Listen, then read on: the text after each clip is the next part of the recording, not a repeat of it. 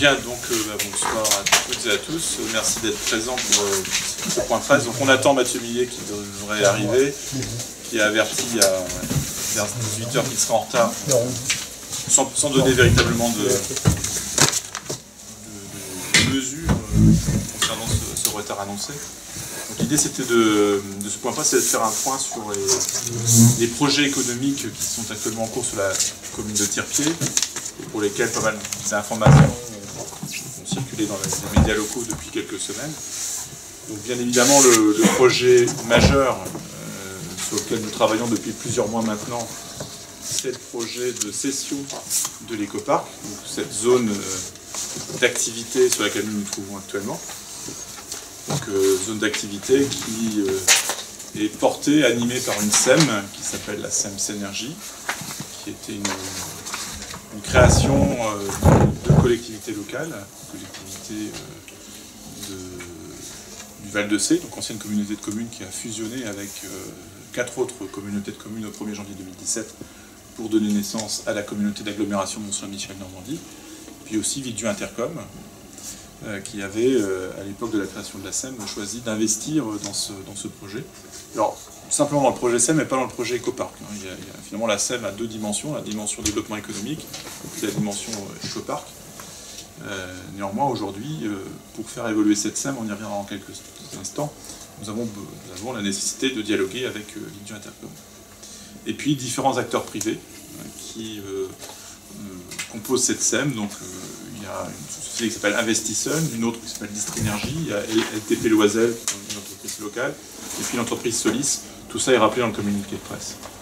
Donc pour rappeler les différents éléments,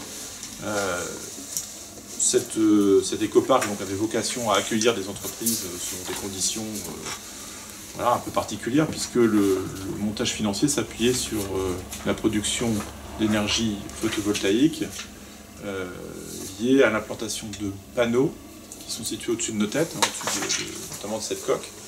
Et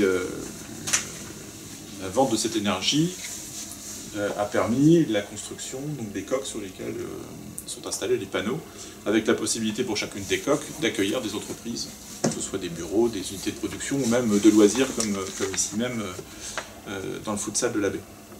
Donc pour rappeler les choses, à la fin de l'année 2017, la société Rimed, dans la personne de Mathieu Millet, nous a fait part de sa volonté d'augmenter son activité, du fait de nouveaux marchés qui s'offraient à l'entreprise. Et après plusieurs semaines d'expertise du territoire, puisque l'ambition de Rimed c'était bien de rester dans la branche 1, eh bien l'entreprise a jeté son dévolu sur l'écoparc en jugeant qu'en termes de superficie, de possibilités d'accueillir les différentes unités de production, et puis surtout en termes de localisation, cette zone correspondait vraiment à ce qu'il cherchait. Donc dès lors, dès le mois de septembre de l'année 2017, nous avons commencé à évaluer la faisabilité d'une cession, à la fois à l'interne, j'ai envie de dire au niveau de la communauté d'agglomération et des élus, avec un examen assez poussé qui a été réalisé par les services financiers, services juridiques, et puis le service économique. Nous, mes collègues sont autour de moi ici, et ont suivi le dossier de manière assez précise. Et puis on a engagé un dialogue avec les acteurs de la SEM, de façon à voir de quelle façon on pouvait procéder à cette cession. Donc c'est un travail assez long, qui a permis parallèlement à Mathieu Millet et à la société Rimed de voir de quelle façon ils pourraient occuper le site et vérifier que l'implantation des différentes coques pouvait correspondre à leur accroissement d'activité qui s'avère particulièrement important. Donc on chemine depuis le mois de novembre avec différentes dates qui ont été importantes, comme le vote qui a eu lieu cet hiver, donc j'ai oublié la date, c'était le 22 février, vote communautaire qui à une large majorité s'est prononcé en faveur de la cession. Alors, cela dit, plusieurs détails restent à régler à l'époque lorsque nous avons délibéré, notamment la situation de la société Sogetrel, qui dans un premier temps, avant que le projet de cession n'apparaisse, avait été orienté, fléché sur le site de l'écoparc. Donc on a travaillé avec la société Sogetrel pour placer son projet immobilier d'entreprise sur des terrains situés de l'autre côté de la route du Chêne-Loup, à l'est du gîte de la Huberdière. Donc ce travail d'évaluation du chantier a commencé. On a eu l'occasion d'en parler à différentes reprises. En effet, il y a des surcoûts qui sont inhérents au fait que la parcelle n'était pas viabilisée, au fait qu'il n'y avait pas les fameuses coques au-dessus des bâtiments qui étaient à construire. Donc on est parti sur un projet qui va connaître une augmentation sensible du fait de ces aménagements indispensables. Mais le reste à charge pour la collectivité n'est pas encore connu, puisqu'il y a un travail de négociation avec Sogetrel, ou de renégociation plus exactement des loyers, qui bien évidemment vont devoir être revus. Il y a un travail aussi à faire avec le service patrimoine de la communauté d'agglomération qui a chiffré dans un premier temps les choses de manière absolue, et avec certaines lignes budgétaires qui vont devoir être revues pour revenir à des montants plus acceptables budgétairement. Et puis il y a la troisième dimension du projet Sogetrel, c'est le dialogue avec RIMED. J'espère que Mathieu Millet va arriver pour en parler, qui dès le début de ce projet de cession de l'écoparc s'était engagé à compenser les surcoûts, notamment concernant Sogetrel, à l'euro près. En gros, si le projet initial Sogetrel était aux alentours de 2 millions initialement, un peu moins, 1 900 000, et bien évidemment, Mathieu Millet nous avait dit, mais si pour vous, pour la communauté d'agglomération, le projet s'élève à 2,5 millions, eh bien je compenserai à l'euro près en cas de cession. Donc, on a eu l'occasion de nous entretenir avec lui. Nous avons eu un courrier de sa part qui précise qu'il est bien dans cette logique-là. L'objectif, vous l'avez compris, pour la communauté d'agglomération, étant que le déménagement de Sogetrel de l'écoparc, c'est le projet initial, vers la parcelle voisine de l'autre côté de la route, soit une opération blanche, en jouant sur les trois leviers, à la fois les loyers qui pourront être appliqués à Sogetrel, la révision à la baisse des coûts des travaux, donc ça c'est un travail en interne qui se poursuit, et puis surtout la compensation à l'euro près par Mathieu Millet des surcoûts qui pourraient être liés à ce déménagement. Donc là on en est encore à une phase de travail, d'ébauche, en tout cas d'affinage de l'ébauche avant de lancer les dossiers de consultation des entreprises. Quoi qu'il en soit, les choses avancent, et le dialogue avec à la fois Sogetrel, avec RIMED, et puis nos services en interne, est permanent. Sur l'entreprise RIMED, donc c'est vrai qu'on a pu lire ici et là, depuis que la SARL RIMED a été créée, qu'en fait, Mathieu Millet n'était pas sincère, et que finalement, ce qui l'intéressait, c'était de mettre la main sur les coparcs pour faire une opération immobilière. En effet, là je pourrais laisser la parole à Hervé Henné, parce que c'est lui qui connaît mieux les choses, mais quand on crée une SARL, la dimension immobilière est fondamentale, puisque c'est elle qui structure finalement le projet qui ensuite va prendre pied dans cet espace qui est géré par la SARL en question. Et en lisant de manière un peu abrupte le texte, les statuts de la SARL, certains se sont imaginés qu'en fait Mathieu Millet n'avait pas l'intention sincère de développer son projet RIMED ici, mais simplement de faire une opération immobilière. Or, ce que nous a bien confirmé Mathieu Millet, même à travers les différentes ébauches qu'il a pu nous montrer, c'est bien sa volonté de venir ici et de développer son projet. J'espère qu'il va arriver pour nous en parler le plus vite possible. Donc ça, c'est un aspect aussi important. Et c'est vrai qu'au sein du comité restreint économique qui se réunit tous les mardis matins de la communauté d'agglomération, on a pu mesurer à plusieurs reprises la volonté sincère de la société RIMED.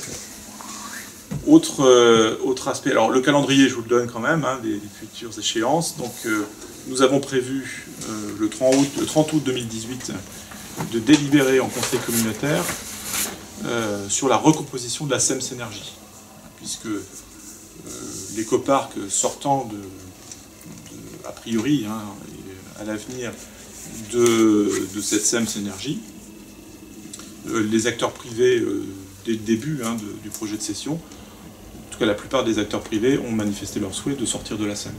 Ils n'y voyant plus vraiment d'intérêt. Donc il faut que l'on puisse délibérer en conseil communautaire de façon à voir la façon dont les parts qui sont réparties au sein de la SEM aujourd'hui pourrait être reprise par la communauté d'agglomération et puis un seul entrepreneur local qui pourrait rester à l'intérieur de la SEM. Donc là, le détail des parts et de la répartition est indiqué dans le communiqué de presse.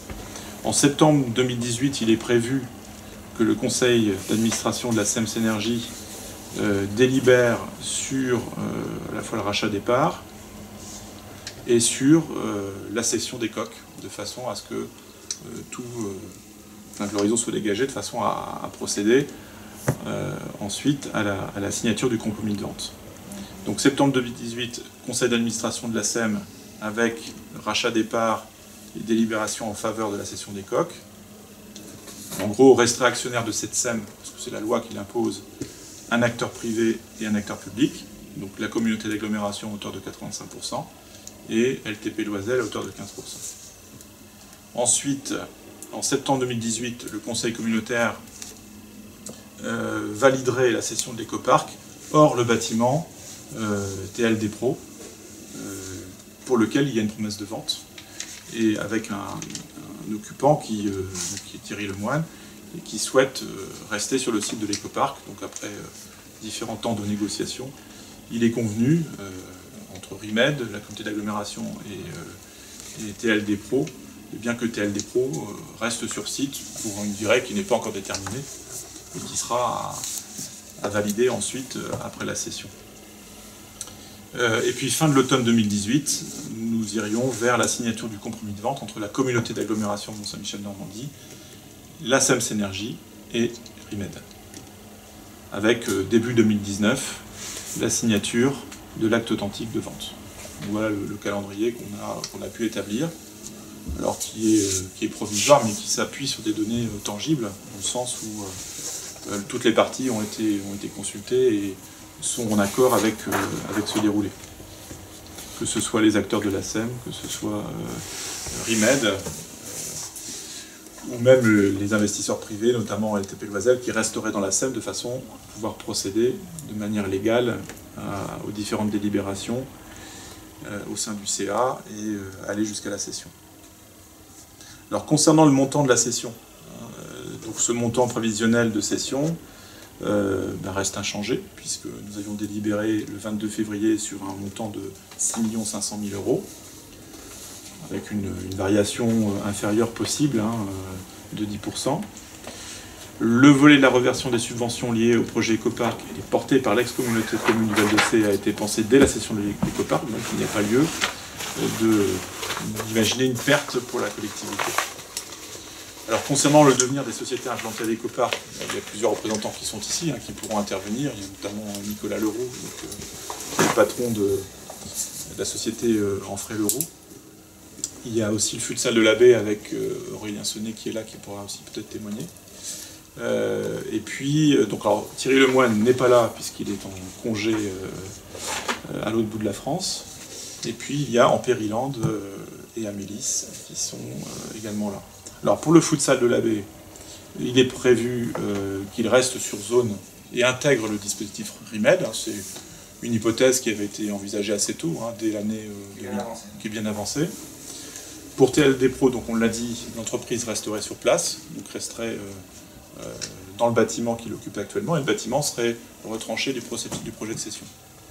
Et j'ai eu Thierry Lemoine au téléphone ce matin, qui est tout à fait satisfait par la proposition qui est faite.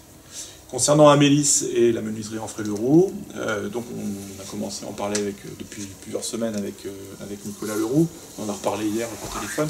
Il faut qu'on avance sur les différentes options qui se présentent à nous, notamment sur des terrains à vocation économique qui sont dans un rayon acceptable, notamment, on peut en parler sur la zone de Meudon, qui est en cours de finalisation d'aménagement avec un potentiel foncier qui reste à conquérir, si je puis dire, en lien avec le département et la finalisation des travaux du contournement nord d'Avanches. Pour Ampériland, donc il n'y a pas vraiment une négociation, en fait, là ce sera le droit commun qui s'appliquera dans le sens où il y a un bail locatif qui arrive à son terme en 2020, donc le locataire verra son bail non reconduit, a priori.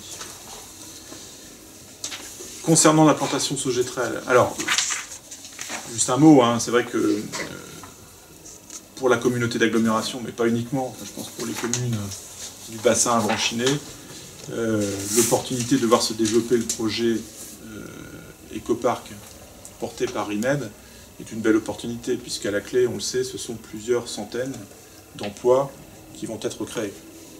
Il est bien évident qu'un projet comme celui-ci est une opportunité, je ne vais pas dire unique, mais une opportunité rare pour un territoire comme le nôtre.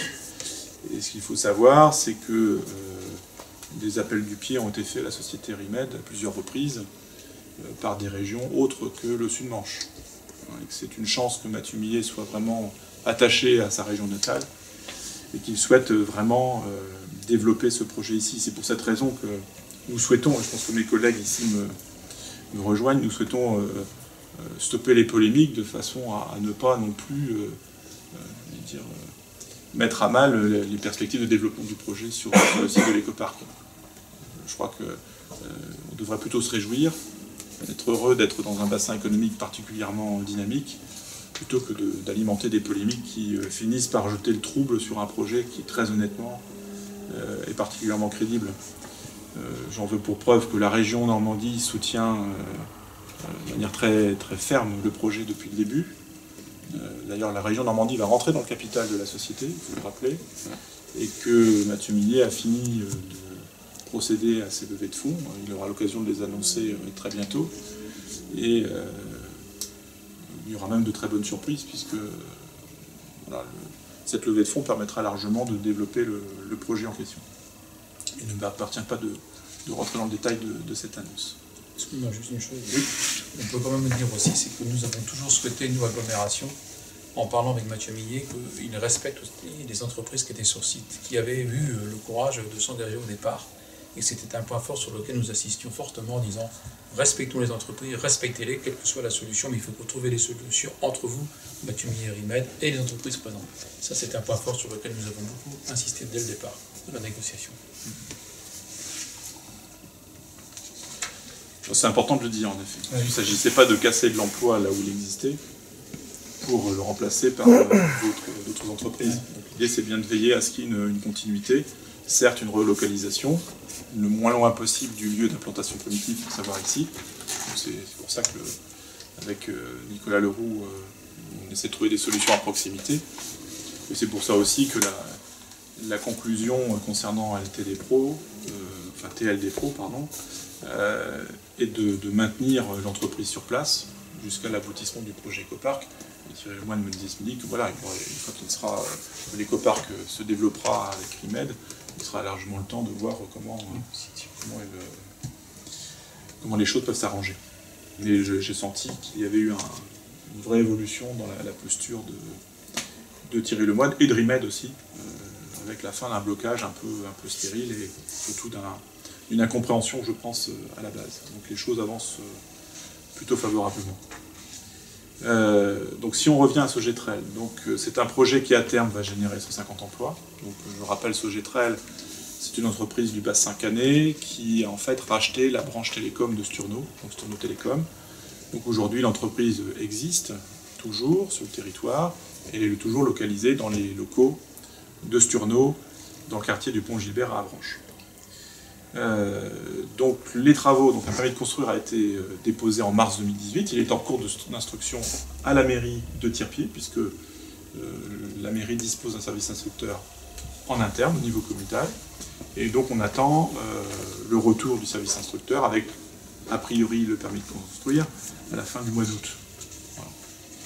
Donc tout ça s'est fait dans la foulée du diagnostic archéologique, des travaux de préterrassement qui ne nécessitaient pas de permis de construire.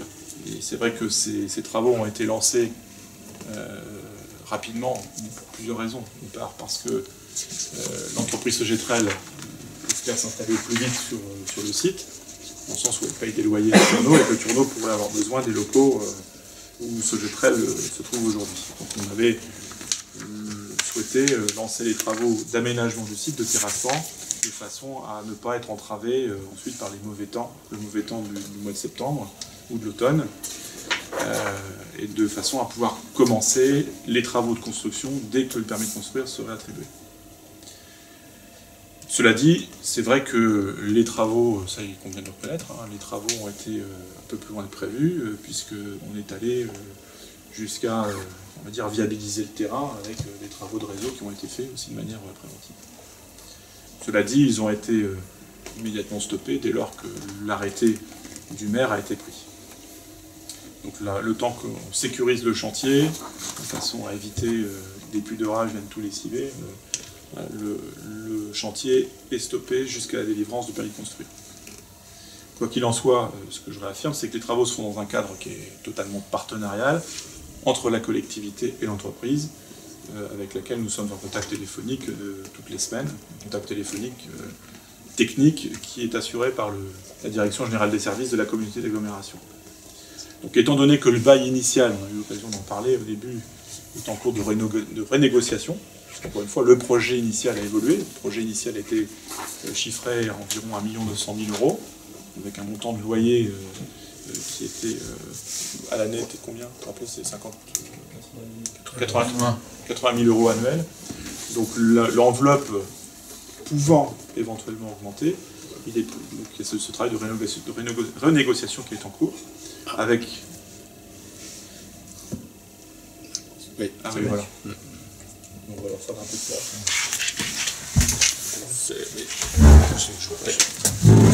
Nous sommes là.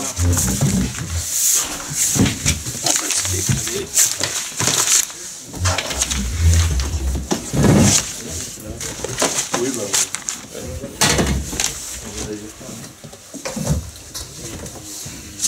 Bonjour. Une heure.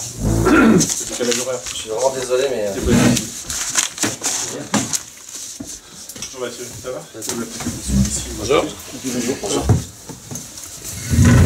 Donc pour ce Getrel, voilà, on est à la fois en train de revoir la question des loyers, puisque le projet a augmenté a priori, et selon toute logique, du fait de sa relocalisation sur un site où il n'y avait rien, des travaux d'aménagement, des demolitions, et puis des demandes nouvelles qui ont été formulées par ce Getrel, il faut le rappeler.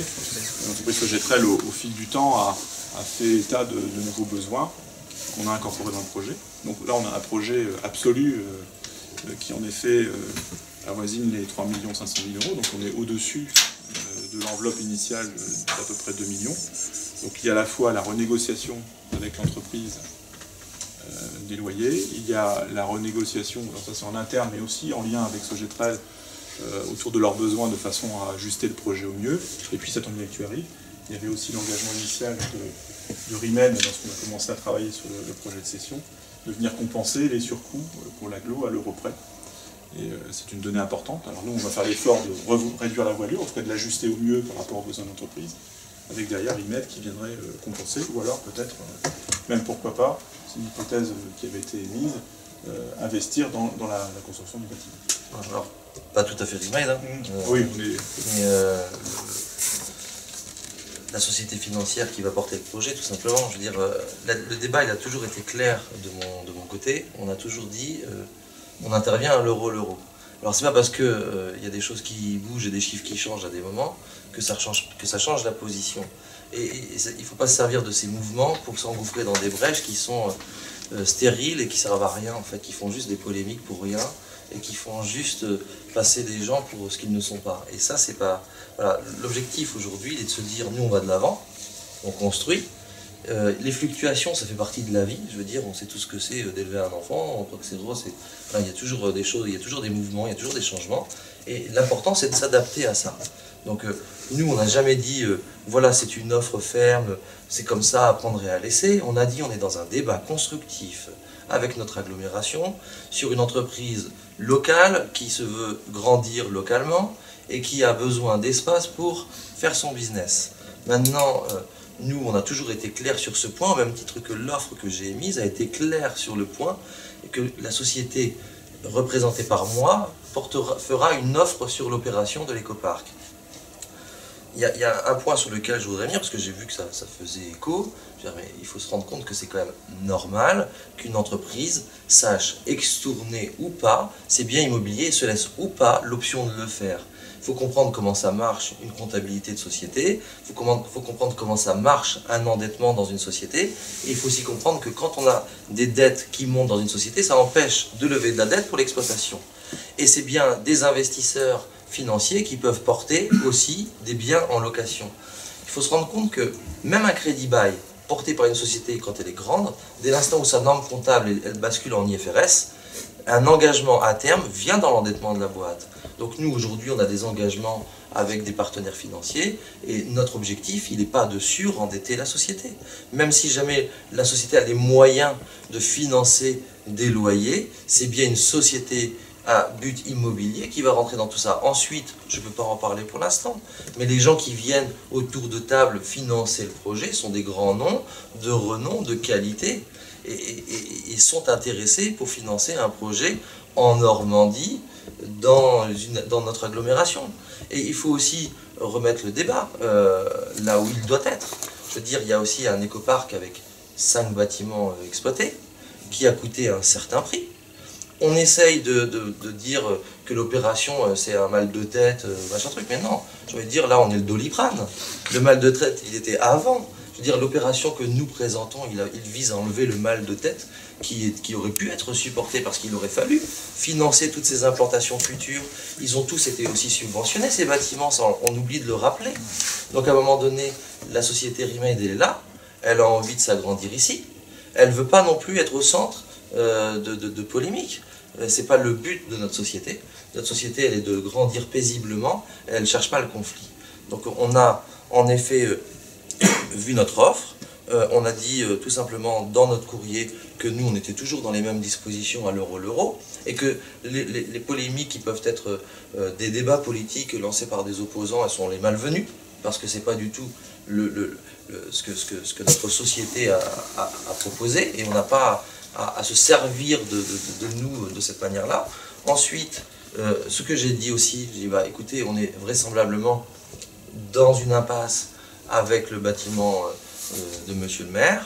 Bah, écoutez, si on est dans cette impasse, on va faire avec. Et monsieur le maire n'a qu'à garder son bâtiment. Et on va porter l'opération sans ce bâtiment. Voilà, donc on l'a eu au téléphone, hein, à la fois le service économie, et puis moi je l'ai appelé ce midi. Donc il est tout à fait satisfait de la proposition, et on va aller dans cette ligne-là, ce qui permet de déverrouiller un point qui était bloquant pour aller vers la cession. Ok. Donc tout va bien. Parfait. De ce côté-là. Donc juste pour terminer le fil avant que je vous laisse la parole pour des questions, donc, il y a en effet une question autour du gîte de la Huberdière. Je ne vais pas rentrer dans le détail de cette problématique. Je voudrais simplement revenir sur le fait que ce projet a été initialement porté par la communauté de communes du Val-de-Sée. Donc communauté de communes voilà, avec Bressé pour ville capitale. Oui, c'était même Bressé avant. Encore avant. C'était le Bressé et le Val-de-Sée. Donc c'est un projet qui a vu le jour en 2008, donc il y a 10 ans exactement, sur une zone à vocation économique, comme l'atteste le document d'urbanisme de la commune de Tirpier, sur laquelle nous nous trouvons. En effet, le PLU de Tirpier intègre évidemment l'écoparc, le gîte de la Huberdière et la parcelle sur laquelle nous sommes en train d'installer Sogetrel comme des zones à vocation économique, donc à urbaniser, à vocation économique. Or, les actuels propriétaires du gîte, dont l'épouse a travaillé à sa gestion en tant que salarié de la collectivité pendant plusieurs années, ont fait l'acquisition du gîte en connaissance de cause. Donc aujourd'hui, en effet, ils ont tendance à nous reprocher le développement économique de la zone. Or, ils savaient depuis le début que la vocation des terrains qui étaient autour du gîte, c'était bien d'accueillir des entreprises. Et je pense que même l'installation de l'écoparc, version 2, avec le projet Rimaid, peut être une belle opportunité pour ce gîte, qui pourrait devenir un lieu d'accueil de qualité à proximité d'un lieu qui va forcément amener du monde et faire venir des personnes d'assez loin qui ont besoin de s'héberger. Et il y a un autre projet qui est très important, qui est en lien avec l'écoparc, qui est en lien avec le gîte de la Hubertière, c'est le projet des bassins de canoë-kayak, kayak polo principalement, mais qui ont une vocation à la fois sportive, mais aussi de loisirs assez importante. Et je remercie André Leborgne, qui est le président du club de kayak d'Avranches, d'être présent, Je vous laisserai en dire un mot tout à l'heure, puisque vous vous êtes vu avec Mathieu Millet, alors j'étais présent à la réunion, et c'est vrai qu'on a vu rapidement quelle synergie on pouvait mettre en place autour du projet RIMED, du projet de plan d'eau, avec cette dimension loisir, détente qui va pouvoir être exploitée. En tout cas, on a vraiment sur ce site de l'écoparc un fort potentiel de développement qui pourrait faire de ce site l'écoparc et du Chêne-Loup un des sites un peu emblématiques de notre Sud-Manche. Voilà, donc juste pour terminer concernant la logique de la Liberdière, l'installation de ce Getrel me semble inéluctable. Je pense qu'on a vérifié les différents points d'urbanisme en regardant en détail le PLU. Concernant l'implantation de ce Getrel, on est dans les clous de ce que réclame justement ce PLU.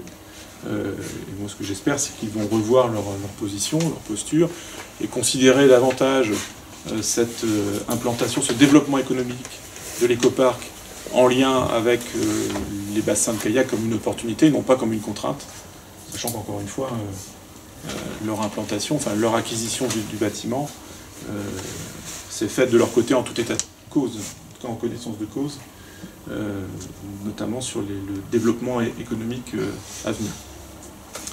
Donc voilà ce qu'on pouvait vous dire dans les grandes lignes. Maintenant, on est aussi là pour répondre à vos questions. Si vous avez besoin de précision. Une précision sur l'intervention de RIMED par rapport au surcoût du bâtiment, sur lequel pour comprendre comment ça se passait, parler d'euros à euros. C'est quoi, c'était une intervention sur le...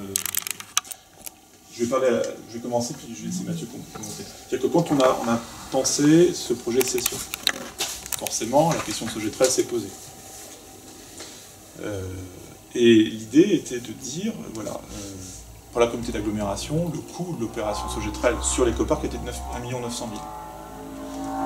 La proposition qui a été faite par RIMED à l'époque, c'était de dire, ok, Sogetrel va devoir migrer vers un autre lieu. Si possible à proximité d'Avranches, et si possible à proximité de l'écoparc. C'est que l'hypothèse de ces deux terrains, de ce terrain situé au nord de l'écoparc, s'est rapidement imposée. Et la proposition qui avait été faite par RIMED, c'était de dire, ok, s'il y a un surcoût pour l'agglo, moi je le compense. C'était la proposition initiale. Maintenant, il ne faut pas non plus qu'on fasse exploser le budget de cette opération, qu'on soit aussi honnête par rapport à RIMED, et qu'on essaie de se rapprocher, nous, de notre côté, le plus possible de l'enveloppe initiale. Voilà, mais c'est vraiment cette logique partenariale qu'on a été dès le début avec RIMED. Mais Mathieu, si tu veux compléter. Après, nous, en effet, on est dans une disposition où déjà, on voulait pénaliser personne. L'objectif, c'est pas d'être quelqu'un qui pénalise, c'est d'être quelqu'un qui construit. On est des bâtisseurs, on n'est pas des démolisseurs.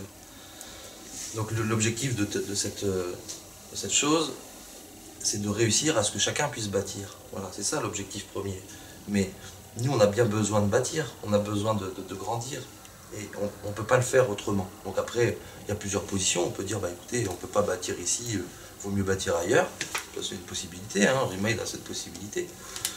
Ou alors on se dit comment on fait pour bâtir ici. Et à partir de là, on se donne les moyens de faire les choses. Et on dit, voilà, en faisant ça, bah, ça génère des surcoûts. On ne veut pas empêcher des gens de bâtir, donc on doit le compenser. C'est l'ordre des choses. Après, en effet, on n'est pas ennemi de moins dépenser. Donc si on peut éviter de moins dépenser, il faut le faire en bonne intelligence. C'est ça la principale chose. Ensuite, qu'est-ce qui a été toujours dit? J'ai toujours dit aussi, et ça c'est un point important, puisqu'on parle de la SR et l'écoparc, j'en ai entendu parler, possible. Je suis permis de faire un point avant ton arrivée. J'ai donné un engagement de prise à bail, quoi. Je veux dire, il faut arrêter c'est pas... Est-ce que vous croyez sincèrement, est-ce qu'on peut croire qu'un enfant du pays, entrepreneur, qui a des salariés en local, est-ce que vous croyez que je vais venir acheter un truc pour le vendre à la découte? Il faut être zinzin, quoi. Il faut être zinzin, ça veut dire qu'il faut avoir envie de déménager juste derrière. Et c'est pas l'objectif. Et de toute façon, pour vendre un truc comme ça à la découte, il faut financer combien de travaux coque par coque? Il faut être zinzin. On est en train de dire qu'il faut 1 million par coque de subvention pour en faire une. Alors le gars qui va l'acheter, je vais vous dire qu'il n'est pas prêt de l'acheter, le truc, il faut qu'il arrive à se projeter. Donc arrêtons d'être zinzin, arrêtons de se projeter dans des trucs qui sont des trucs du luberlu et qui servent à rien, si ce n'est faire des polémiques, et traduisons ensemble la vérité, qui est la vérité d'un vrai projet. Et moi je le dis très clairement, c'est Thomas, c'est Savins. Non, Thomas. Monsieur Thomas. Alors, Monsieur Thomas, c'est ça. Arrêtez de publier des conneries. Arrêtez. Moi je le dis aussi, pour vérifier vos chiffres. Vous publiez des choses qui servent pas ma société, qui sont des choses qui me nuisent. Et moi je veux pas être C'est dans pas ces... par rapport à votre société. Non, Ben si, on peut relire l'article. non, c'est par rapport à l'argent public, c'est tout. L'argent public va parler aux gens qui gèrent le budget et qui vous donneront les bons chiffres. Et à un moment donné, il faut arrêter ça parce que je ne veux pas être au centre d'une polémique. Je ne veux pas que Remade soit au centre de cette polémique. Si vous continuez ça, vous allez m'emmener dans des situations que je ne veux pas. Je ne veux pas que Remade soit au centre d'une polémique. Remade, c'est une marque. Remade, c'est une société positive. Elle ne veut pas être au centre de discussions négatives. Donc à vous de savoir, et à Je peux chacun... pas parler de vous dans mon papier. Non, écoutez, le sujet des coparcs est un sujet sensible. On parle de la SARL écoparc, on parle de tout un tas de choses, et il est mentionné dans le papier, la SARL écoparc. Et bref... Il y a eu quand même une, si je peux me permettre, il y a eu une où on voit une photo d'écoparc avec le gros titre « Une affaire hasardeuse ». C'est quand même, enfin, c'est peut-être pas nommément, mais ça sème le trouble finalement. C'est-à-dire que moi je suis cash, hein. Vous voyez, on fait une déclaration, je suis quelqu'un de très très cash, très nature. Si jamais j'avais envie de faire un sale coup, je le ferai pas. Je suis chez moi, c'est n'importe quoi de dire ça. Donc à un moment donné, oui je fais des affaires, c'est mon métier de faire des affaires, mais pas là. Là j'estime, franchement, j'estime qu'on est le Doliprane, vraiment, sincèrement. Donc très clairement, il faut arrêter de partir dans ces débats, parce que ces débats-là, ils sont stériles, ils servent à rien, et ils servent à détruire, c'est destructeur. Je ne laisserai pas toucher l'image de ma boîte, je ne laisserai pas faire ça. Ça ne me sert pas. Moi, j'ai pas... Vous croyez qu'on m'appelle pas toutes les 5 minutes, que les gens, ils sautent pas de j'allais dire un gros mot, mais les gens, ils rigolent. Les autres villes, elles rigolent. Elles rigolent, croyez-moi, parce que quand on voit mes prévis d'embauche, elles rigolent. Ils disent, mais attendez, si vous avez un problème, venez, hein. Alors, arrêtons ces mascarades, arrêtons tout ce qui se passe, parce que moi, je ne veux pas de ça. Et j'ai les moyens de ne pas le vouloir. Vous savez, j'ai les moyens de ne pas vouloir ce qui se passe. Donc, je ne veux plus de ça. Je veux des vrais débats, des vraies discussions. Si vous voulez des informations, on fera des communiqués. Ça, c'est vrai. Et on fera des communiqués avec des informations exactes. et lorsqu'on aura ces informations, c'est-à-dire qu'il faut aussi comprendre que lorsqu'il y a une sollicitation à un moment donné sur des chiffres, sur des données techniques, eh bien il arrive qu'on ne soit pas en mesure de les donner parce que tout n'est pas complètement vérifié. Par exemple sur Sogétral aujourd'hui, on n'est pas capable de donner le montant exact des loyers parce que c'est en cours de négociation. On n'est pas capable de donner le montant exact des travaux parce qu'encore une fois ce sont que des estimations. Je crois que c'est important aussi que chacun, alors la presse mais aussi les élus qui sont ici, puissent dire là, désolé, on ne sait pas encore. On va savoir d'ici quelques semaines, on y travaille, d'ici quelques jours, mais simplement dire, s'il vous plaît, laissez-nous le temps de faire le boulot, sérieusement, de façon à ce qu'ensuite, on vous donne des données chiffrées exactes, et qu'on n'y revienne pas. Ou alors, si elles sont encore un peu peaufinées, en quelque sorte, on dit, voilà, a priori, on sera entre telle fourchette, ça devrait être à peu près ça, et puis on reviendra vers vous lorsqu'on sera complètement clair. Et c'est vrai que ce que dit Mathieu est important, c'est-à-dire que le fait d'aller sur ce terrain qui génère de la polémique, indubitablement, ça met à mal aussi les acteurs, ça met à mal les élus, qui cherchent tout simplement, j'ai envie de dire, à faire leur travail de manière honnête, et puis derrière les élus, il y a des services qui bossent aussi. Parce que c'est pas moi qui tiens la calculette et qui fait les additions, c'est des gens dont c'est le métier, véritablement, à qui on donne les orientations. Mettez-vous à leur place. Lorsque un élu découvre un article qui ne fait pas plaisir dans la presse, forcément il se retourne derrière les équipes. Vous n'avez pas fait votre vie. Enfin, ça génère des situations humaines qui ne sont pas simples. Donc je crois qu'il faut que vous compreniez que, surtout en domaine économique, on se doit de maîtriser un calendrier. Parce qu'en effet, certains papiers, surtout quand une entreprise lève des fonds au niveau national, voire au niveau international, tout est parfaitement visible sur Internet. Et si un investisseur dit « Oh là, qu'est-ce qui se passe? Là, c'est un peu le village d'Astérix, dans le Sud-Manche », l'investisseur dit « Moi, je ne vais pas investir dans un truc pareil. Hein. » Donc, à un moment donné, il faut qu'un territoire soit capable, c'est pas valable sur tous les sujets, de se mettre en marche d'une manière particulièrement dynamique, volontaire, en disant « Ok, c'est un projet extraordinaire. Peut-être qu'on n'était pas préparé à le porter de manière aussi unanime et aussi forte, mais il faut prendre conscience du côté extraordinaire du projet et s'aligner de façon à ce que j'ai envie de dire, ce soit un projet vécu positivement par tout le territoire. Encore une fois, si on va dans d'autres pays européens, je pense à des pays de l'autre côté du Rhin, c'est ça, quand il y a des enjeux économiques de ce niveau-là, tout le monde s'aligne. Hein. Il n'y a plus de clivage politique, il n'y a plus de clivage partisan de quelque chose, et tout le monde y va. C'est comme ça que ça doit Et c'est comme ça que ça doit marcher, exactement. Ouais. Je voudrais intervenir par rapport à l'argent public et la proposition de Mathieu Millet, payer à l'euro. Et je reviens à l'origine. L'écoparc, c'est un projet qui a vu le jour en 2010. Le permis de construire a été obtenu en 2010. Quand la communauté d'agglomération a été mise en place, janvier 2017, les élus chargés de l'économie ont pris connaissance de ce dossier. C'était pour la plupart des élus de la nouvelle structure comité d'agglomération, c'était quelque chose de nouveau, puisque c'était traité auparavant par la communauté de communes de Bressay ou le comité de communes du Val-de-Seine. Et début 2017, les élus du comité restreint économie se sont interrogés. Quel est l'avenir de ce site? En 2017, il y avait sur un total de 24 bâtiments, 24 coques, il n'y en avait que 4 qui étaient aménagés.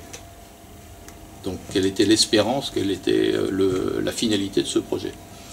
Et avec un projet Sogetrel qui allait nous coûter 1 900 000 €, avec simplement 2 coques. Oui. Donc voilà, vous avez la mesure, ça avait été rappelé dans le projet de délibération. Donc, quand Mathieu Millet vient nous voir au mois de novembre, en me disant, moi écoutez, je veux me développer localement, et le potentiel que je vois localement, c'est l'écoparc, je dis, bon. Et ben voilà, moi c'est ce que je veux dire, moi. Quand Mathieu Millet a fait sa première proposition à la fin de l'année 2017, la communauté d'agglomération n'avait pas le projet de vendre. C'était à l'esprit de personne, parmi les élus, que de mettre en vente l'écoparc. C'est Mathieu Millet qui, un jour, a poussé la porte de la communauté d'agglomération en disant « le site m'intéresse ». Les élus ont réfléchi. Effectivement, on avait une opération qui durait déjà depuis 7 ans, 4 bâtiments sur 24 d'aménagés. On s'est assez rapidement intéressé à la proposition de Mathieu Millet que d'acheter la totalité. Qu'est-ce qu'on a dit, nous, en tant qu'élus? Pourquoi pas? On est ouvert à une vente de l'écoparc. Pour autant, argent public, aujourd'hui, on a un inventaire, on a un coût global. Et la demande express, la condition express qui a été soumise à Mathieu Millet et à son entreprise, c'est d'acheter à un prix qui correspond au coût de revient de l'aménagement. Donc ce prix a été déterminé. Il y a eu un accord de la part de Mathieu Millet sur un prix d'acquisition qui correspond au prix de revient des aménagements, en précisant que si, par malheur, il y avait des coûts supplémentaires, Mathieu Millet a toujours dit « j'achète à l'euro l'euro ». Donc aujourd'hui, effectivement, ces coûts supplémentaires ne sont pas précis, parce qu'il y a des incidences que tout le monde ne connaît pas, mais le principe demeure, sauf à ce que Mathieu Millet... mais Mathieu Millet a toujours confirmé qu'il achèterait et le prix conclu à la base, et les coûts supplémentaires, qu'aujourd'hui on n'est pas en mesure de fixer de manière précise. Ce qu'il faut rajouter aussi, c'est que pour finir cet écoparc, il a été estimé quand même à 23 millions d'argent public, qu'il aurait fallu vendre au fur et à mesure que les entreprises voulaient investir. Si on parle d'argent public, 23 millions. Le budget. Sur combien de temps allait-on réussir à le faire? Et pour amener combien de personnes ici? Nous ne savons pas. Mais encore une fois, c'est de se dire, prévoyons 23 millions à la finalité. L'opportunité se présente. Et moi je dirais justement, l'opportunité mérite au moins qu'on l'étudie. C'est ça aussi qu'il a fallu qu'on convainque par rapport à certains élus. En disant, certes, ce n'était pas l'objectif premier peut-être, mais à nous d'étudier la faisabilité. C'est ce que nous avons fait, c'est ce que nous faisons encore maintenant. On est bien d'accord. Ça nécessite beaucoup de discussions. Et des levées de capitaux énormes sur lesquelles, là-dessus, en économie, le respect de la proposition qui est faite doit aussi le silence. Parce que ça parle, quand on parle des chiffres comme ceci, ça ne se trouve pas comme ça. Afin d'éviter toute polémique, il faut laisser les gens travailler sur ce dossier. Et informer au fur et à mesure que les informations arrivent. Ça, c'est pour reprendre les propos que j'avais déjà aussi soumis. C'est très important. Mais ça mérite au moins l'étude de faisabilité. Est-ce qu'elle existe? Oui ou non? Voilà. Et nous en sommes rendus à un stade bien avancé, qui, espérons-le, va aboutir avec des créations d'emplois très importantes. Et n'ont pas besoin de chercher les 23 millions pour savoir comment nous allons faire pour apporter les gens, quelle quantité pourrait être ici sur l'écoparc. important. Ça veut dire qu'en termes d'argent public, c'est l'inverse. Hein. La communauté d'agglomération va recevoir un prix payé par la société Ecopark ou la société Rimed. Il n'y a pas d'argent public de dépenser. Donc c'est-à-dire que les recettes nous permettront... Pour construire la SOGETRA, il faut même... c'est bien d'argent public. Oui, mais il y a derrière des loyers, il y a un amortissement. Oui. Et s'il y a un surcoût, Mathieu Millet nous dit, j'assume. Après, il faut savoir aussi que les communautés d'agglomération, comme les régions, ont des compétences économiques fortes, et qu'on est tenu aussi de participer au développement économique à travers soit de la subvention, soit de l'aide à l'immobilier d'entreprise, différents dispositifs qui peuvent exister, dont on se rend maître. Donc ça, c'est tout à fait normal. Le principe de la subvention est tout à fait acceptable. On est dans cette logique-là. Sauf que là, on est dans une histoire totalement inouïe, au sens strict du terme, concernant le Sud-Manche, avec un entrepreneur local qui développe de manière assez prodigieuse son entreprise, avec un potentiel de développement en termes d'emploi, encore une fois, qui est tout à fait inédit, et la capacité du territoire à l'accueillir, parce qu'il existe un lieu qui s'appelle Ecopark et qui est adapté. Donc j'ai envie de dire que la rencontre de ces deux dimensions, elle est extraordinaire. Et on ne doit surtout pas rater ce rendez-vous-là. Je pense que c'est une évidence. Et moi je voudrais revenir sur ce titre qui est paru dans la presse et qui parlait d'une affaire hasardeuse avec l'Ecopark en image à la une. Je pense que si on peut éluder un adjectif, c'est bien celui d'hasardeux. C'est-à-dire que c'est un sujet sur lequel on travaille depuis 10 mois, presque 10 mois maintenant, où on a calibré à travers les services juridiques de Rimed, ceux de la communauté d'agglomération, nos services économiques, tout le monde a été mobilisé. Tout le monde. Et s'il y a bien une affaire qui est bien pas hasardeuse, c'est bien celle-ci. C'est pour ça qu'il faut peser aussi les mots, quoi. Surtout que c'est pas une petite phrase comme ça, perdue au fond d'un article, c'est une une de journaux. Oser affirmer que c'est une affaire hasardeuse, c'est quand même grave. Je trouve ça particulièrement grave. Mais non, mais sérieusement, c'est quasiment de la diffamation. Ça pourrait être interprété comme ça. Il faut faire attention. Je pense qu'on est quand même en plus, c'est pas un dossier que les gens ignorent. Tout le monde en parle. Et je crois qu'à un moment donné, il faut être capable de se dire les choses. Nicolas, je te dis les choses sans animosité. Je dis simplement, faisons attention. Essayons de porter ce territoire de manière positive. Essayons, à un moment donné, de ne plus être dans la polémique ou dans la recherche de la polémique, mais simplement dans une attitude positive. C'est juste qu'on essaie de mettre en place. Alors après, la presse est totalement libre de travailler comme elle le souhaite, d'affirmer les choses comme elle le ressent, comme elle l'analyse. Après, c'est à nous d'être convaincants aussi lorsqu'on porte nos projets, qu'on soit élu ou entreprise. Mais notre volonté, c'est bien, à un moment donné, de positiver ce projet. De manière... Surtout que c'est un projet porteur d'emploi. Il y a des créations d'emplois en jeu. Je dirais que c'est l'inverse. Hein. C'est que si nous, les élus, on n'était pas en capacité, si on n'était pas en mesure de répondre à la proposition de l'entreprise de Mathieu Millet, c'est là qu'on aurait droit à des critiques. Si on n'était pas capable de relever le défi, oui. Encore une fois, il y a des emplois en jeu, donc il ne faut pas se tromper. Et puis, j'ai envie de dire, le groupe Rimed a d'autres potentiels, d'autres sociétés. J'ai une société de logistique qui est au plein. D'accord ? Au plein. Vraiment au plein. Je fais quoi ? Je prends d'autres locaux, je viens de prendre ma position sur ma société de logistique qui n'était pas appuyée. J'ai une société en Bretagne qui est au plein avec une centaine de salariés. Ben, j'ai dit, je viens pas là. Et cette société de logistique, je la mets ailleurs. J'aurais pu l'amener dans le coin. Voilà. Et je me suis dit, oh là là, qu'est-ce qu'on va encore dire ? Vous voyez que ces positions-là m'emmènent à prendre des positions qui ne vous servent pas. Parce que, à un moment donné, j'arrête et je ne veux pas avoir des discussions de cet état-là. Donc ça veut dire que ma société de logistique, elle aurait pu venir ici, mais elle ira ailleurs. Voilà, ça c'est clair. Et elle va s'agrandir, et elle a un potentiel important. Et ça, c'est suite à ce qui se passe. Parce que moi, aussi, imaginez que je vis ici aussi, d'accord ? J'ai le droit aussi de boire un verre tranquille, j'ai le droit aussi d'être comme tout le monde. Et quand on me fait passer pour ce que je ne suis pas, vous ne servez pas ma société, vous ne me servez pas moi, et vous me mettez dans des dispositions qui sont désagréables. Parce qu'en effet, ma société, elle se finance. J'ai des enquêtes toujours d'éthique, vous savez, les gens qui veulent dire ce qu'ils veulent, mais j'ai des enquêtes éthiques au quotidien par tous les investisseurs qui rentrent dans mon capital.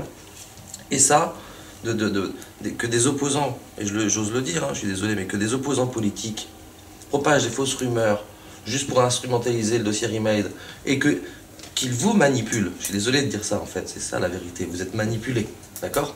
Vous êtes manipulés pour manipuler l'opinion publique, pour nuire au dossier Remade, pour redonner une place politique à des opposants. C'est ça. Je pose des questions. Mais c'est ça le vrai débat. C'est est-ce que vous souhaitez être quelqu'un qui apporte la vérité aux citoyens et qui préserve les intérêts des citoyens? Parce que j'estime quand même que dans ma société, je rémunère bien les gens, je rends des gens heureux, j'insère des gens, je les forme. Mais est-ce que des opposants politiques doivent m'instrumentaliser pour faire des choses? Ça, c'est pas la chose. Et par défaut, si la presse, et toute la presse n'a pas réagi à ces choses-là, donc si la presse décide de laisser parler des opposants qui n'ont pas les vraies réalités des chiffres, qui ne sont pas dans les discussions, ben ça s'appelle de l'instrumentalisation. Et moi, je ne laisserai pas, je suis suffisamment cash pour le dire. Vous savez pourquoi? J'aurai jamais de mandat. Je ne brillerai jamais rien en politique. Ce n'est pas mon souhait. Donc je suis assez grand pour dire ce que j'ai à dire et pour affronter les situations. Et vous savez, j'ai prévenu des gens, des opposants, j'ai dit attention, à faire de la diffamation sur mon nom, à faire de la diffamation sur Remade, tu vas me fâcher. Et beaucoup. Et je ne suis pas quelqu'un qui se laisse faire. Je sais me défendre. Et je vais te renvoyer l'ascenseur. Parce que tu n'as pas le droit de mentir. Tu n'as pas le droit de dire des choses qui ne sont pas vraies, pas fondées. Et vous savez ce que font ces gens? Ils font de la diffamation politique normale, parce que juste le fait de lancer la rumeur, ils savent très bien qu'elle est propagée, et que dans l'esprit des gens, elle est déjà un peu vraie. Donc s'il vous plaît, ne tombez pas dans ces pièges-là. Vous voyez, outre le fait que ce n'est pas un sujet que j'ai envie de voir publier, ce que je suis en train de dire là, il faut être c'est juste quelque part quelque chose d'intéressant, quelque chose pour vous, quelque chose qu'il faut savoir écouter, il faut savoir confronter les vraies positions. Voilà, moi j'ai jamais refusé d'expliquer mon projet. Je suis même prêt à l'expliquer encore une fois à la communauté d'Aglo, mais quel serait mon intérêt de dire est-ce que Remade il va faire ci, qu'on va créer tant d'emplois, si c'était pas vrai, mais si je le fais pas, mais j'ai la honte, je pourrais même pas sortir dans la ville. Ah, c'est le gars qui nous a dit qu'il allait faire tant d'emplois, c'est lui là. Non, je suis pas comme ça. Je pense que les engagements que j'ai pris, je les ai toujours tenus. Quand j'ai dit il y a 2 ans, 3 ans que j'avais créé 150 emplois, je crois que je les ai faits. L'année dernière, quand j'ai dit que j'en faisais 150, je crois que je les ai faits.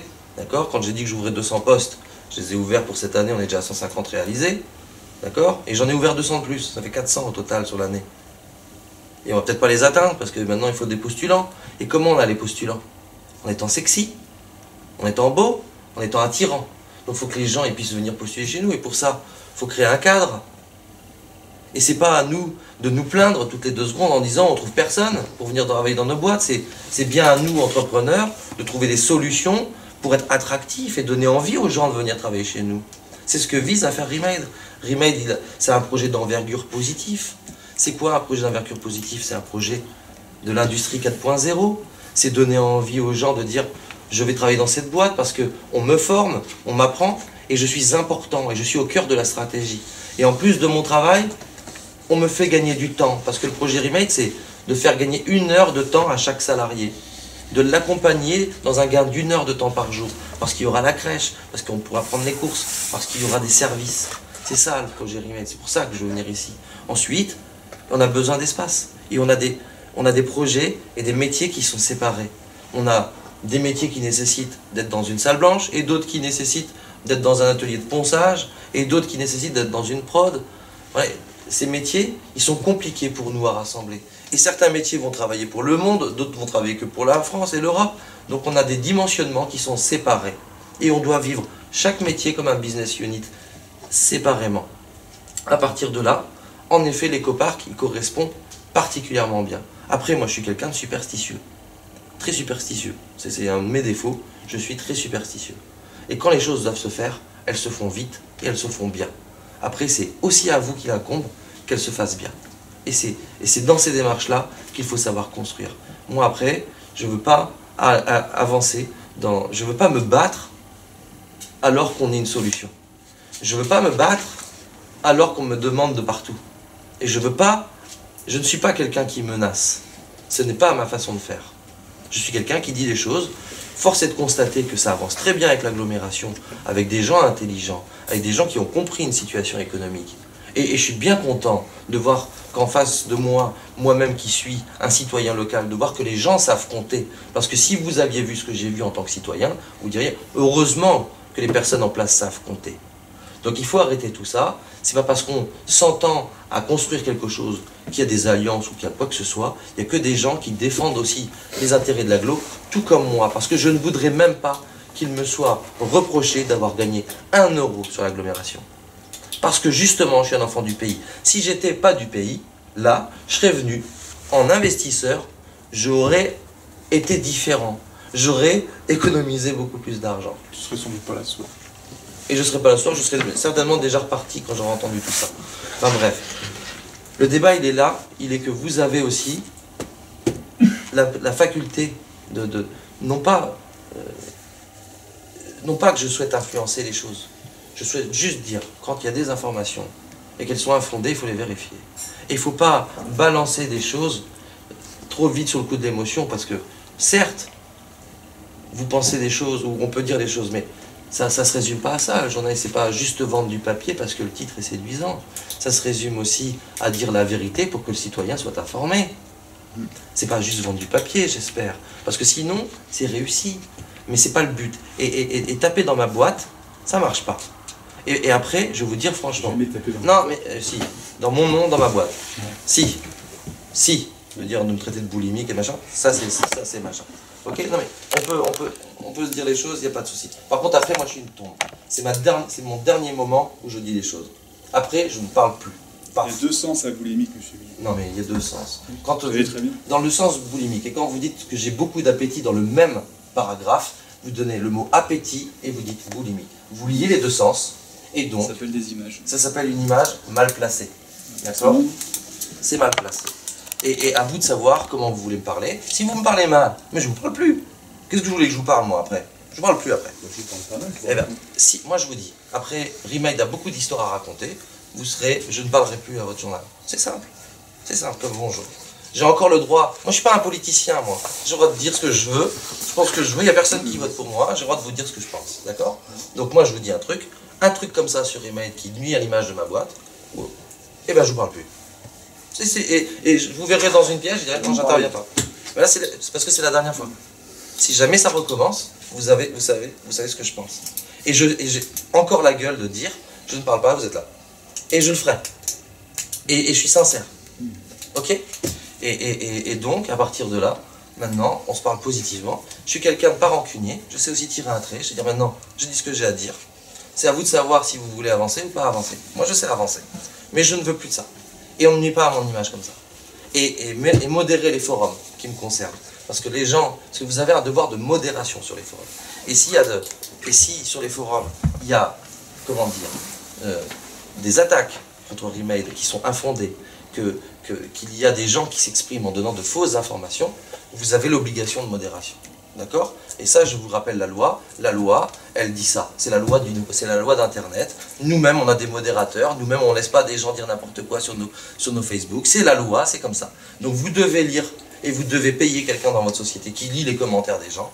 Et s'ils sont outrageants, s'ils m'attaquent, si c'est de la diffamation, vous devez le supprimer. C'est votre devoir. C'est un devoir et c'est la loi. Donc après, on peut rappeler les lois dans les articles, mais il faut aussi se les appliquer à soi-même. Donc il faut demander à votre direction de bien modérer les gens qui peuvent dire du mal sur des forums. Parce que c'est moi qui suis obligé de corriger. Parce que c'est moi qui suis obligé de corriger ce qu'on dit de mal sur moi. C'est pas normal. Donc je ne veux plus avoir à faire ça. Vous avez des outils, vous voulez communiquer, c'est votre métier. Voilà. Donc moi je ne veux pas que ce soit non plus à charge. Après, pourquoi c'est à charge? Parce que honnêtement, il n'y a que vous qui m'avez fait ça. Très sincèrement. Je vous le dis franchement. Donc c'est pas à charge contre vous, c'est à charge contre ce qui s'est passé. Parce que force est de constater la réalité. Et maintenant, je veux avancer positivement dans quelque chose de grand, dans quelque chose d'envergure, de beau pour l'État de beau pour la Normandie, de beau pour l'agglomération. Il n'y a pas que l'agglomération qui regarde ce dossier. Il y a plein d'autres personnes qui regardent ce dossier. Et il est regardé par d'autres pays aussi, ce dossier. Quelle image vous voulez donner de vous? Quelle image on veut donner de notre agglomération, d'une société comment elle accueille cet enfant du pays qui est resté là et qui a fait sa boîte? Ben, je suis désolé. Je pense qu'il y a beaucoup de gens qui ont envie de savoir la vérité, et ça existe aussi, les gens qui essayent de faire les choses bien. Pourquoi on verrait que de l'enrichissement personnel dans des histoires d'entreprise? Pourquoi on verrait que ça? Pourquoi on verrait pas l'insertion et l'envie de faire les gens? Pourquoi on ne dirait pas, tiens, ce gars il fait ça en France alors qu'il pourrait le faire en Pologne ou en Roumanie? Pourquoi on ne dit pas ça? C'est peut-être plus ça l'histoire aussi, d'avoir des gens qui s'investissent pour leur État et pour leur région. Est-ce que vous croyez que les gens comme ça, qui font ça pour leur État et leur région, est-ce que vous croyez qu'ils méritent d'avoir ce genre d'histoire? Eh bien non, ça ne mérite pas ça. Parce qu'on est des patriotes, monsieur. D'accord? Et les patriotes, ça mérite un peu de respect. Ça mérite qu'on ne leur crache pas dessus, et ça mérite qu'on arrête de propager de la diffamation à son égard. Certes, j'ai eu des problèmes, mais les problèmes, personne ne le sait, et personne ne sait d'où ils viennent. Mes problèmes, j'ai juste vendu ma société à une mauvaise personne, à un mauvais groupe. Et est-ce que je suis parti? Non, je suis resté. Et je suis resté à la barre. À la barre du bateau. Et le tribunal, il m'a autorisé à reprendre ma société. Jurisprudence, monsieur. Pourquoi? Est-ce que quelqu'un s'est posé la question? Pourquoi? Parce que j'ai filé tous mes comptes en banque au tribunal et que j'ai prouvé que je n'ai pas fait de faute de gestion et que je ne m'étais pas enrichi et que bien au contraire, pour sauver tous mes emplois, j'avais remis tout mon argent. D'accord? Donc je suis reparti de zéro, et ça aussi on le respecte. Ça aussi on ne crache pas dessus. Ça aussi. Et je n'ai pas de tabou sur mon histoire. Je n'ai pas de tabou sur ma vie. Je n'ai pas de tabou sur ce que j'ai construit. Vous savez pourquoi? Parce que je me regarde tous les matins dans la glace, que les gens qui m'ont accompagné et qui ont même perdu avec moi, je les ai remboursés, et qu'il n'y a que des gens qui ont un peu d'éthique qui font ça. Voilà. Donc moi, je me regarde dans la glace, j'ai été réglo avec tous ceux qui sont associés à moi, et j'ai pas envie de leur demander de témoigner parce que j'ai pas un ego surdimensionné, je demande pas à avoir une statue. Voilà, je m'en fiche de ça. Moi, ce qui compte, c'est ce que je bâtis, et je suis un bâtisseur normand. Est-ce que le président du club de kayak d'Avranches veut dire Lui aussi de rebondir après. Je suis désolé. Non, mais bien sûr, nous, le projet, il avait été déjà initié avant. Hein. Donc, et il pourra servir à différentes choses. D'abord, bien sûr, au club. Il faut rappeler quand même que le club n'a pas de structure, comment dire, en dehors d'un étang privé, qui nous est prêté de façon tout à fait gratuite. Et donc le déménagement ici présente tous les avantages, puisque d'une part, eh bien, il permettra aux jeunes de profiter du plan d'eau, deux, de pouvoir accueillir des compétitions nationales, voire européennes, voire internationales. Et comme on en avait parlé, éventuellement on pourrait même bénéficier des parkings, par exemple, je vais donner un exemple, on est bien d'accord là-dessus, pour des compétitions, c'est super, ça ne peut être qu'un développement. Puis tout de suite le fait qu'on a des jeunes qui vont au Canada là, pour les championnats du monde, ça prouve quand même que c'est pas du pipeau, quoi. On sait qu'aujourd'hui le club d'Avranches, à l'échelle de la Normandie, c'est Oui, c'est le premier ou un des premiers. Un des premiers clubs de Normandie. Avec, Et par exemple, sur les sélectionnés pour les championnats du monde, il y en a 6 pour Avranches, il y en a 4 pour Montpellier, c'est le deuxième. Okay. Et nous, côté Remade, on est très ravis que ce projet soit là. C'est complètement dans les valeurs écologiques de ce qu'on veut créer. C'est un sport qui a toute notre considération et tout notre respect parce qu'il porte des valeurs fortes et surtout de la manière dont vous l'avez géré. C'est vrai que c'est un sport où les gens ne sont pas rémunérés. Voilà, amateur. C'est un sport amateur, où on a des champions ici, où c'est vrai que les structures pour les accueillir sont modestes, inexistantes, et nous, on est là aussi pour être à côté. Et quelque part, si jamais on peut faire bénéficier de nos parkings, ben on le fait. Si on peut faire bénéficier de nos salles de réception, on le fait. Et on doit même travailler à faire la promotion de ce que vous faites. Et nous, voilà, c'est des sujets, là pour le coup, positif sur lequel nous on aime passer notre temps, on aime avancer et on aime bâtir. Et ça c'est quelque chose de très important. Parce que l'offre qu'on veut construire ici, elle va aussi vous amener plus de visibilité. Et quelque part, c'est l'aboutissement. Je veux dire, vous avez attendu suffisamment longtemps sans installation. Et là, quelque part, si vous atteignez ça, c'est quelque chose de merveilleux pour le club. Et nous, on sera contents d'y participer. Ça devrait être un partenariat positif. Exactement. Exactement. Et au-delà des 4 bassins kayak polo, on peut imaginer dans la vallée hubernière tout un ensemble d'activités, de loisirs, des activités même de tourisme ou d'accueil. Il y a toute une vallée qui peut être exploitée pour... là, il y a des projets immenses. Est-ce qu'on peut préciser le projet, c'est 4 bassins, c'est ça? Alors, si on pourra vous envoyer le plan. Donc vous avez ici l'écoparc, structure sensu, hein, donc avec son emprise particulière là, qui épouse la route, et les bassins sont là. Donc c'est un projet qui est porté par la communauté d'agglomération. Donc on a déjà délibéré en 2017 sur l'inscription de cet équipement futur à venir, dont les travaux ont commencé, dans la liste des équipements sportifs communautaires, hein, comme la salle de Sartilly, la salle de Ducé ou la salle de Pontorson qui est en cours de construction. Donc c'est partie des équipements à vocation communautaire parce que, on le sait bien, le club certes il est avranchiné, mais ses membres viennent d'un rayon assez large autour d'Avranches, de tout le Sud-Manche.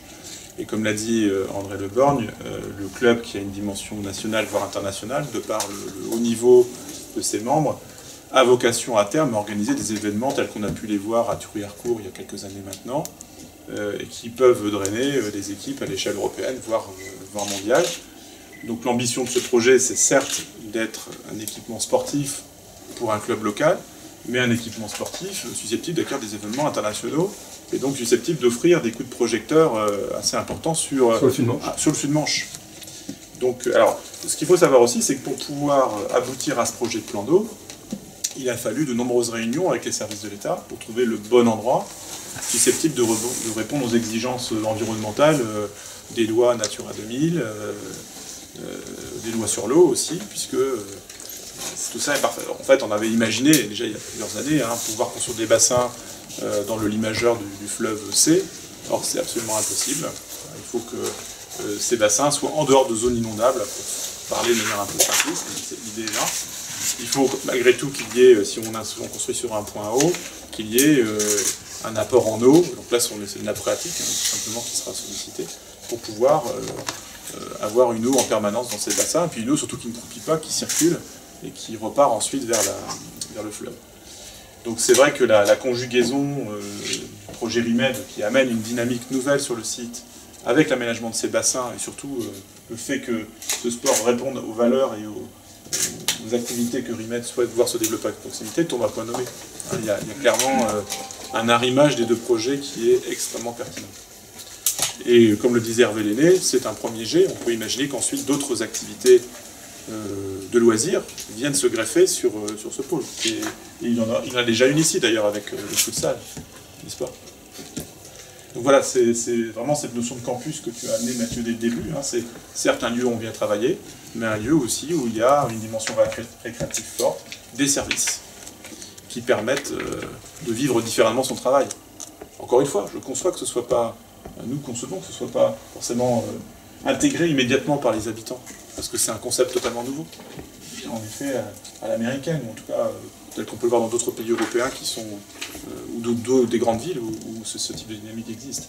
Il ne faut pas oublier aussi un élément extrêmement important, c'est que le département de la Manche, mais aussi la région de Normandie, investit sur le contournement nord de la ville, avec un raccordement à l'échangeur qui est à 600 mètres à vol d'oiseau. Ce qui va nous permettre aussi en termes de recrutement, en termes d'attractivité, d'aller drainer des populations dans le bassin Grand-Villers, dans le Saint-Lois, sur Caen. On va avoir aussi, du fait de la localisation de cet échangeur et de ce contournement en nord, des nouveaux flux de population, soit à des fins professionnelles, soit à des fins de loisirs. Donc tout ça, finalement, est en train de dessiner un tableau dont on ne mesure pas totalement encore le potentiel. C'est vrai que cette dimension que nous apporte le projet Écoparc, eh bien c'est à nous, élus, qui travaillons pour l'économie de l'agglomération, de l'intégrer le plus possible, de façon à être réactifs et ne pas laisser le train passer. Parce qu'il y a beaucoup de boulot, il faut construire des maisons, il faut construire des logements. Je pense que il faut avoir conscience que le Sud-Manche et le secteur d'Avranches recrutent énormément, il n'y a pas que Remade. Donc il faut s'occuper de tout ça maintenant, il ne faut pas perdre de temps avec des futilités, il faut trouver des solutions pour construire des logements, pour accueillir du monde, pour les entreprises locales qui ont besoin d'employés. Et ça, c'est très important. Et travaillons positivement dans tout ça, et tout ira bien. Et voilà. Moi, je pense que maintenant, je pense qu'il est temps de boire une bière. Oui, voilà. J'ai une question à poser. Là, par rapport à la levée de fonds, la levée de fonds, c'est pour créer une société qui va racheter l'espace, qui va être loué à Remade ou... Il y a deux choses. C'est-à-dire que Remade vit toujours sa forte croissance. Et dans sa forte croissance, elle restructure toujours sa dette et ses fonds propres. Et elle grandit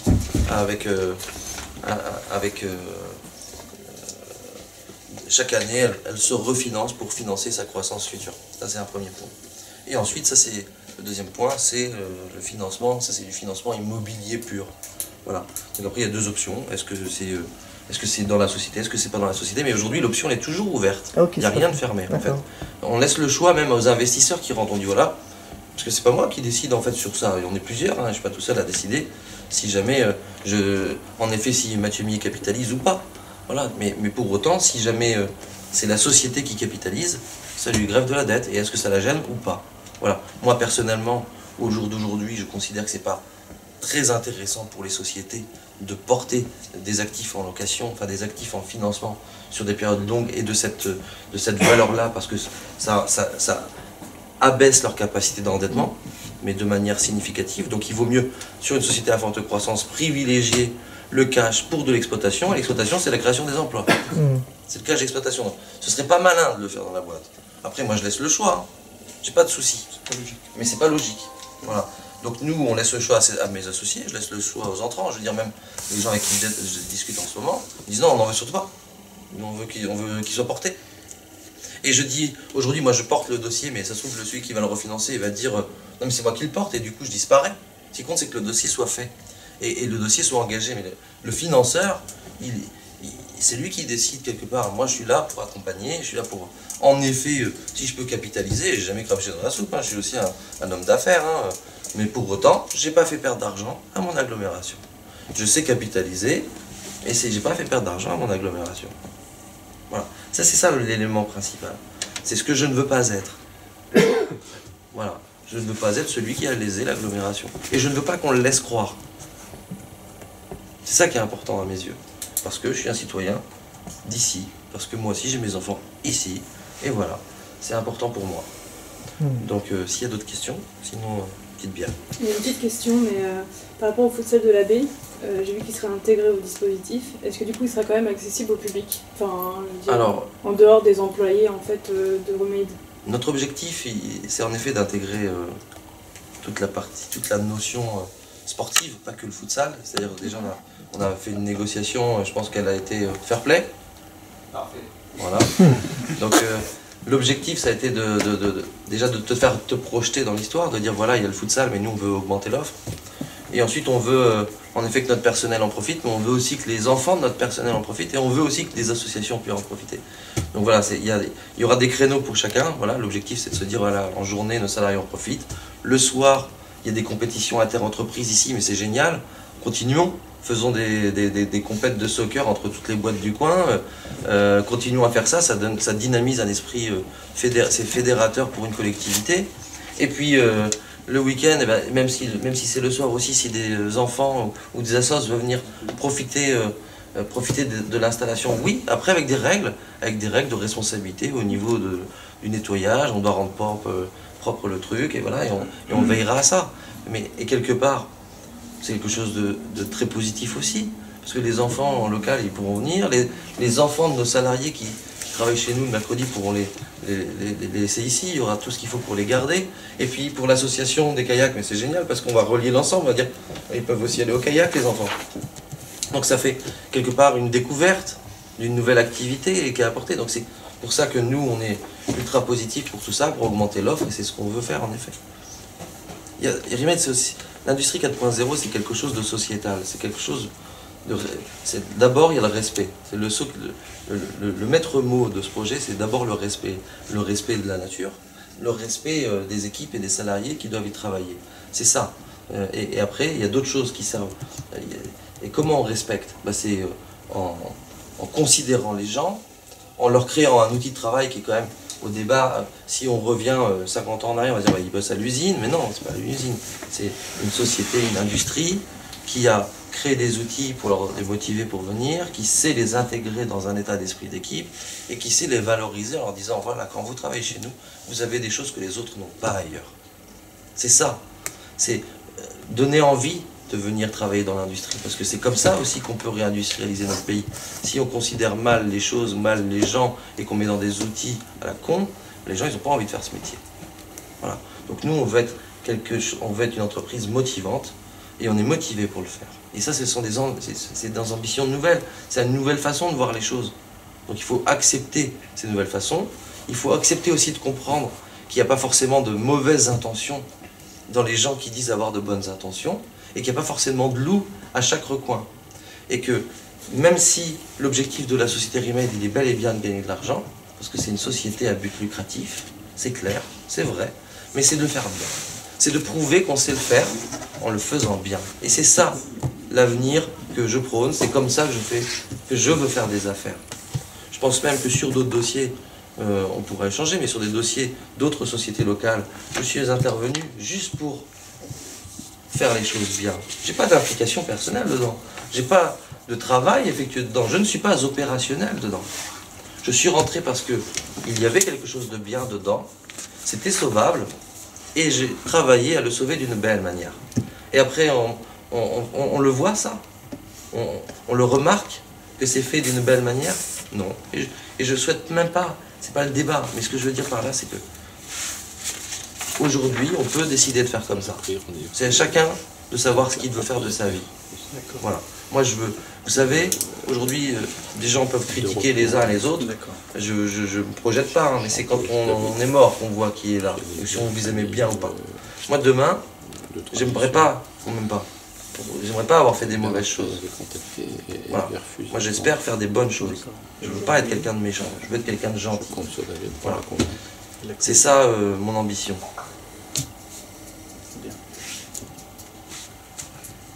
En termes fonciers, est-ce que vous aviez d'autres possibilités dans le secteur? Non, mais je sais pas, je sais dans le secteur là? Dans le Sud-Manche. Ailleurs. Dans la Manche, oui. Dans la Normandie, oui. Pas dans le Sud-Manche, quoi. C'était la seule possibilité, vraiment. Là, dans le Sud-Manche, les terrains qu'on avait à proximité de chez nous étaient trop petits. Et on ne pouvait plus agrandir les pôles de sable blanche. On était obligé de repartir d'une feuille blanche. Donc il aurait fallu rebâtir. Et rebâtir sur des terrains de police, c'était complexe. Et surtout, on devait projeter une image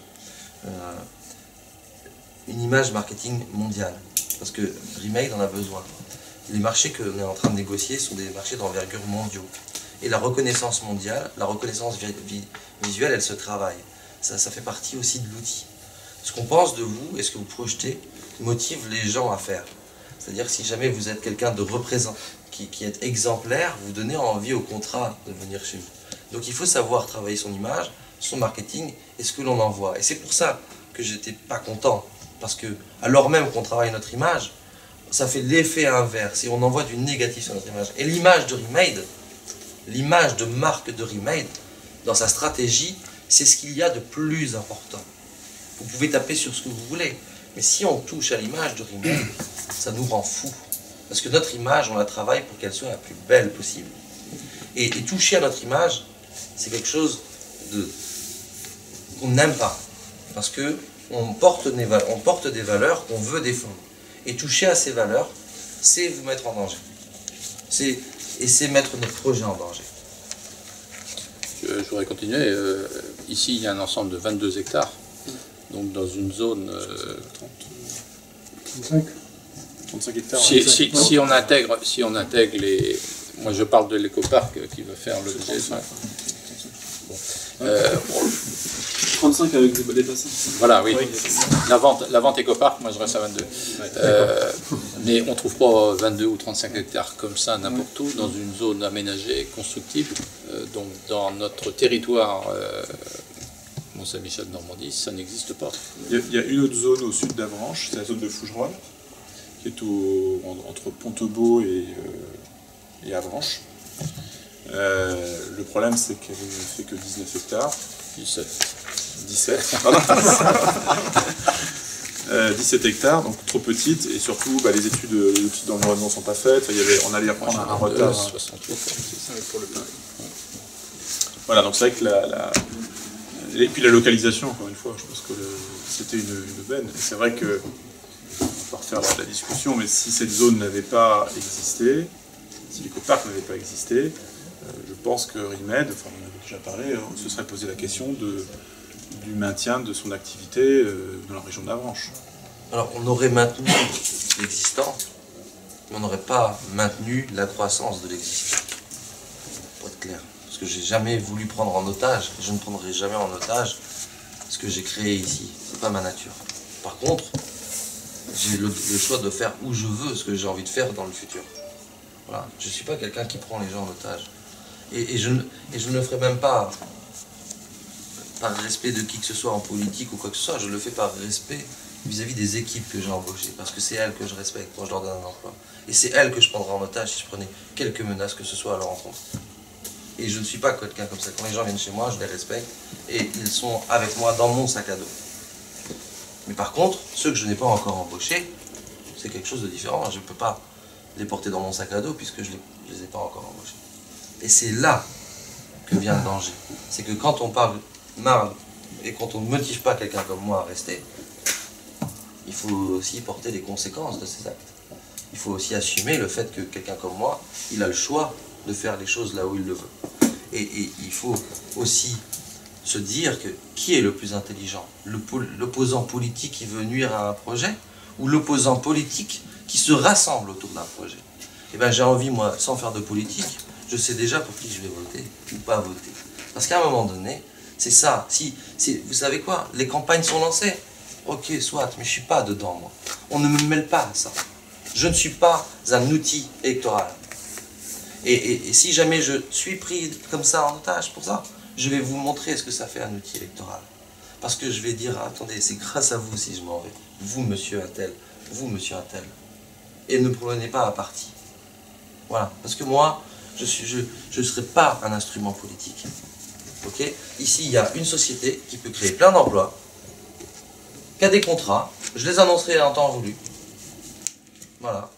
Ça se gagne au fil de l'eau et c'est quotidien. On gagne beaucoup de contrats chez Rimed. Il faut intégrer beaucoup de contrats. Et c'est pour ça qu'on parle beaucoup dans la journée. Et c'est pour ça qu'à la fin de cette journée, on a soif. Voilà. Bien, merci beaucoup. Tu